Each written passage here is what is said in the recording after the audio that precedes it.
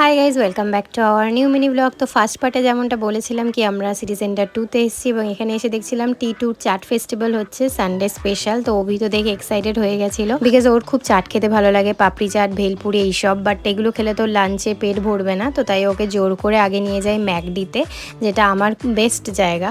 তো ওখানে গিয়ে একটা ফ্রেঞ্চ ফ্রাইজ, বার্গার অ্যান্ড ম্যাকপাফ নিই। অ্যান্ড কম্বোর মধ্যে তো কোল্ড ড্রিঙ্কস থাকবেই, তো কোল্ড ড্রিঙ্কস ছিল, তার সাথে যে ম্যাকপাফ ছিল আর বার্গার ছিল সেটা দুটোই ভেজ ছিল।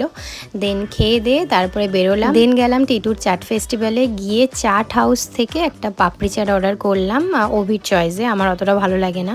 আর দাম নিয়েছে এটা যা মানে 70 টাকা নিয়েছে, দাম অনুযায়ী খেতে কিন্তু একটুও ভালো ছিল না, মানে কোয়ালিটিটা খুবই খারাপ ছিল। জাস্ট কটা পাপড়ি ছিল আর কটা আলু ছিল, আর ওপরে জাস্ট ওই চাটনি আর ঝুরি ভাজা দিয়ে দিয়েছে। মানে এটা নাকি একদম নর্মাল, অ্যাডভান্স কিছু হয় বলে আমার জানা নেই। তো এই ছিল আজকে আমাদের ছোট্ট মিনি ব্লগ।